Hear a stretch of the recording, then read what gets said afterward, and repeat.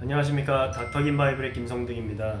오늘은 5.18에 대해서 잠깐 말씀을 드리려고 하는데요. 사실은 제 채널이 이렇게 성경 관련 채널이다 보니까 사실 이런 주제는 제가 피하려고 나름 노력은 하고 있습니다. 그런데 이번에 좀 어떤 이 정부에서 하는 스타벅스 관련해서 하는 어떤 얘기들이 좀 선을 넘은 선동이 아닌가 그런 생각이 들어서 이렇게 영상을 제작하게 됐는데요. 사실 저는 뭐 개인적으로 이런 선동을 굉장히 싫어합니다. 이런 선동, 그리고 또 뭐 이런 선동에 또 이렇게 넘어가서 거기에 또 이렇게 장단만 주는 우리 또 일부 국민들의 모습들, 제가 그런 걸 개인적으로 굉장히 싫어해서 좀 안타까운 마음에 영상을 한번 제작하게 됐습니다. 사실 이번에 뭐 스타벅스가 5.18 관련해서 어떤 의도로 그랬는지는 솔직히 얘기해서 좀 더 조사를 해봐야 알겠죠. 예. 다만 이제 뭐 개인적인 의견으로는 스타벅스가 무슨 뭐 정치 집단도 아니고 뭐 시민단체도 아닌 이윤을 최대한 많이 만들어내려는 기업 아니겠습니까? 그런데 우리나라 뭐 5.18 관련해서 정서가 어떤지 뻔히 아는데, 예를 들어서 뭐 거기 뭐 희생자분들을 조롱하려고 일부러 그랬다? 그렇게 생각하기는 참 어려운 것 같습니다. 예, 너무 그거는 좀 억지스러운 게 아닌가 그런 생각이 들고요. 그리고 어떤 뭐 자세한 내막이 다 드러나지도 않은 상태에서 정부가 무슨 궁예법도 아니고 분명히 뭐 조롱하려고 했을 것이다 이렇게 예단을 이미 하고 불매운동까지 하는 거, 이렇게 국민들을 이렇게 선동하는 거는 제가 보기에는 뭐 선을 넘은 행동이다, 잘못된 행동이다라고 생각을 합니다. 그 몇 년 전에도 소위 말한 이제 뭐 노재팬 반일 운동이 있었죠. 예. 그래서 그 당시에 문재인 정부가 반일 선동을 하고 또 거기에 또 수많은 국민들이 같이 또 장난 맞춰서 반일 운동하고 불매 운동하다가 나중에 이제 일본 제품을 전혀 안 쓰고는 어떻게 살아가기가 좀 힘드니까 뭐 레스 재팬 한답시고 뭐 좀 정신승리 하다가 나중에는 금단 현상이 왔는지 뭐 너도 나도 그냥 일본으로 여행 가지 않았습니까? 예. 근데 사실 그 당시에 불매운동 한 사람 치고 왜 자기가 불매운동 하는지 제대로 아는 사람 저는 거의 없었을 거라고 생각합니다. 예, 솔직히 얘기해서. 이제 해방 이후로 관계 정상화가 된 우리 두 나라 간에 가장 중요한 문서가 있습니다. 그게 뭐냐면요, 그 1965년에 만들어진 한일 기본 조약이라는 건데요. 이제 거기에 있는 내용을 토대로 우리나라가 이제 일본과 이제 관계가 정상화가 된 겁니다. 예, 그런데 거기에 이제 청구권에 관한 협정에 보면은 이제 일본이 우리나라에 8억 달러 무상 플러스 저금리로 이제 돈을 빌려주고, 그리고 이제 배상 문제를 마무리 지은 겁니다. 그래서 우리나라 사람이든 일본 사람이든 서로 이제 배상을 청구하지 않기로 한다 앞으로. 예. 그렇게 이제 약속을 한 거죠. 예, 그런데 그 53년 만에 2018년도에 이제 대법원이 일본 기업이 배상하라고 이제 강제징용에 대해서 배상하라고 판결을 한 겁니다. 예, 그래서 이제 일본은 그것을 한일 기본 조약을 이제 어긴 것으로 본 거죠. 예, 그래서 일본이 이제 그 수출 규제 보복을 한 겁니다. 예. 근데 이제 그거를 이제 빌미로 그 당시에 이제 문재인 정부가 반일 선동을 한 거죠. 예. 그런데 솔직히 얘기해서 아니 누구 편을 드느냐 이런 걸 다 떠나서 아니 약속을 먼저 깬 사람이 잘못한 거 아닌가요? 예. 그래서 저는 우리나라가 잘못했다고 생각합니다. 예. 배상을 청구 안 하기로 약속을 했으면 하지 말아야죠. 예. 그런데 그거를 이제 53년 만에 깬 게 잘한 게 아니죠. 예. 그래서 그 당시에, 지금은 돌아가셨죠, 그 아베 총리가 그 한국은 약속을 지켜라, 예. 그런 얘기를 한 적이 있습니다. 여기서 이제 약속이 한일 기본 조약을 지켜라 그런 의미였죠.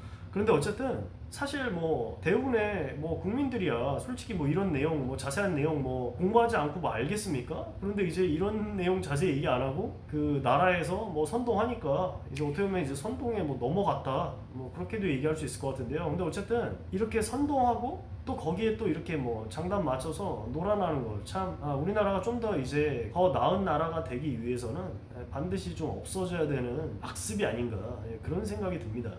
자, 사실 아까도 말씀드렸지만은 뭐 스타벅스가 정말 어떤 의도로 탱크데이를 했는지는 그거는 솔직히 지금 누구도 단정할 수 없는 거고요. 그리고 솔직히 얘기해서 제가 보기엔 그렇습니다. 그 우리나라에서 그런 커피 전문점들이 경쟁이 치열해지다 보니까 여러 가지 뭐 이벤트 행사들을 그래서 하는 거죠. 미국보다 훨씬 이런 이벤트들이 많은 것 같습니다. 그리고 제가 아는 또 스타벅스에서 일했던 또 지인 얘기를 들어보면요, 신 메뉴도 너무 자주 나와서 정말 쉬는 날 쉬지도 못하고 그 레시피 공부하는데 또 많은 시간을 보낸다, 그런 얘기도 들어봤는데요. 그런 것처럼 매출을 늘리기 위한 하나의 방법으로서 뭐 이런저런 이벤트 하는 건데, 그거를 5.18 광주를 모독하기 위해서 했다, 이렇게 함부로 얘기하는 것 자체가 굉장히 좀 억지스럽고, 그런 걸 판단할 수 있는 위치에 있을 수가 있나요?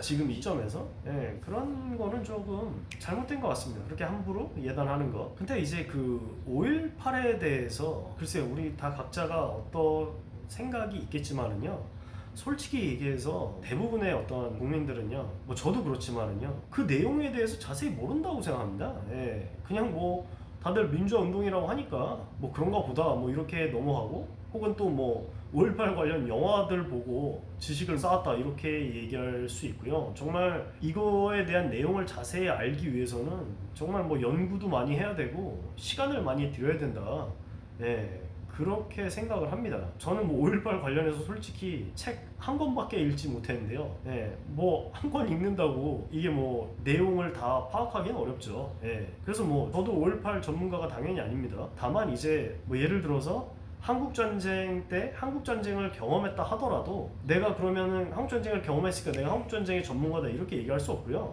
뭐 그 배후에 뭐 소련이 얼마나 도와주고 뭐 중국이 얼마나 관여했는지, 이런 것까지 아는 거는 사실은 학문의 분야고 연구의 분야죠. 예. 예를 들어서 지나가는 분한테 혹시 5.18에 몇 명 돌아가셨는지 아십니까? 라고 물어본다면은 아마 최소한 수천 명 혹은 수만 명, 뭐 수십만 명 돌아가셨다고 이렇게 얘기할 사람들도 많이 있다고 생각합니다.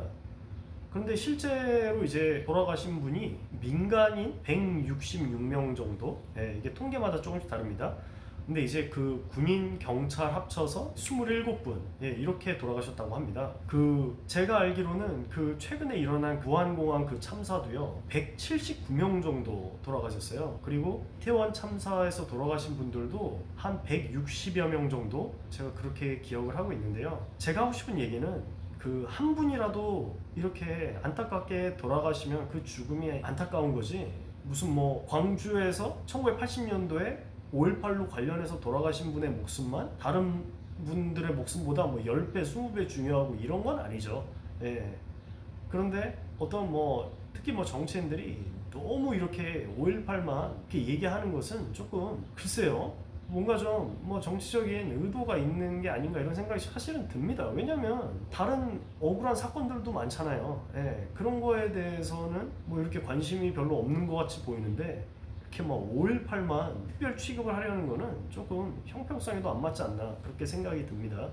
예, 그리고 5.18 같은 경우에는 사실 이해하기 어려운 점들도 사실은 조금 있죠. 예, 그 당시에 뭐 예를 들어서 군인들이 무슨 뭐 시민들을 뭐 예를 들면은 여성의 뭐 가슴을 도려냈다, 뭐 성폭행을 했다, 그런 사건들이 있었다고 하는데, 사실 그런 얘기들은 좀 믿기가 어렵습니다. 왜냐면 우리나라 군인들이 그런 짓을 왜 하나요? 예, 멀쩡하게 잘 살고 있는 광주 사람들한테 그런 짓을 한다? 좀 이해가 안 가죠. 예. 또 600여 명이 사실은 그 혹시 뭐 북한에서 온 거 아니냐, 그런 의혹의 이제 핵심에 있는 그 숫자죠. 이 600명이. 어쨌든 이 600명이 자동차 회사에서 300대의 자동차를 훔쳐서 약 4시간 안에 40여 개의 무기고를 다 털었다고 합니다. 예. 그래서 훔친 총만 5,000개가 넘었다, 예, 그렇게 알려지고 있는데요.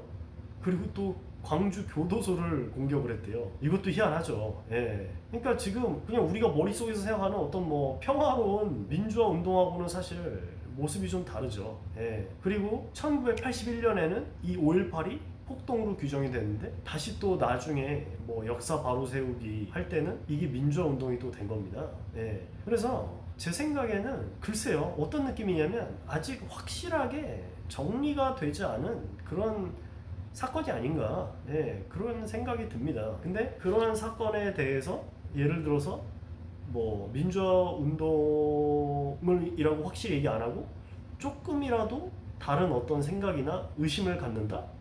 그러면 그렇게 얘기하는 사람은 이제 뭐 감옥에라도 집어넣겠다 이런 식으로 하는 거는 굉장히 잘못된 거죠. 예. 예를 들어서 누군가가 하나님의 천지창조를 믿지 않는다. 예. 그러면 뭐 입을 막아야 되나요? 아니죠. 예. 얼마든지 검증하라. 얼마든지 연구하고 검증하라고 해야죠. 예. 그 예수님께서 그 십자가에서 돌아가시고 나중에 부활하시고 나서 제자들에게 보이셨을 때 그 도마가 처음에 없었습니다. 그래서 이제 도마가 나중에 예수님이 살아나셨다는 얘기를 듣고 이렇게 얘기한 거예요. 내가 못 박힌 손을 만지기 전까지 나는 믿지 않겠다. 예. 근데 예수님이 나타나셔서 뭐라고 하십니까? 예. 만져보고 확인해보라고 하잖아요. 그렇게 하셨습니다. 예. 그런 것처럼 우리도 뭔가 좀 의문이 있고 조금 혹시 좀 다른 방향은 아닐까? 이런 거에 대해서 얼마든지 검증하고 조사하게 해야지, 어떤 자기네들이 진실이라고 딱 못 박아 놓고 딴소리 하는 사람들은 다 뭐 처벌하고 집어넣겠다? 이거는 북한식이죠. 예, 진짜로 이렇게 살고 싶으면 북한으로 가야죠. 예, 그런 태도는 정말 잘못된 거다 이렇게 생각을 하고요. 그리고 지금 뭐 북한이 개입한 거 아니냐, 5.18에 대해서 이렇게 의심하는 사람도 많이 있으니까 이거 의심 제대로 풀려면 나중에 정말 통일돼서 김정은 캐비넷까지 뒤져봐야죠. 관련 자료가 있는지 없는지. 근데 아직 그렇게 제대로 조사도 못한 상황에서 5.18을 뭐 100% 숭고한 어떤 민주화 운동이다 이렇게 규정을 하고 딴소리 하는 사람들은 입을 막겠다? 이거는 굉장히 잘못된 태도다. 예, 저는 그렇게 생각합니다. 의문이 있는 거에 대해서는 얼마든지 연구하고 검증할 수 있게 해야죠. 예. 부정선거도 예를 들어서 뭐 많은 사람들이 부정선거가 있는 거 아니냐 이렇게 의심을 하고 있는데, 그러면은 철저하게 검증하고 이렇게 조사하면 되는 거죠. 무슨 뭐 부정선거 있다고 의심하는 사람들을 뭐 또라이 취급할 게 아니고, 그냥 뭐 음모론이라고 치부할 게 아니고요. 그래서 확실하게 이제 밝혀지면, 만약에 조사를 해봤는데 뭐 부정선거가 아니다 그러면은 반대쪽에 있었던 사람들은 이제 그때부터는 이제 깔끔하게 인정하고 입 다물면 되는 거겠죠. 5.18에 대해서도 여러 가지 뭐 의문들, 좀 이해가 안 가는 점들도 많이 있으니까 그런 거에 대해서 철저히 조사하고 뭐 명명백백하게 밝히면 될 일 아니겠습니까? 그런데 그런 과정을 거치지 않고 그냥 입을 막아버리겠다? 그냥 딴소리는 절대 못하게 하겠다? 이러면은 글쎄요, 누가 그런 태도에 공감을 할까요?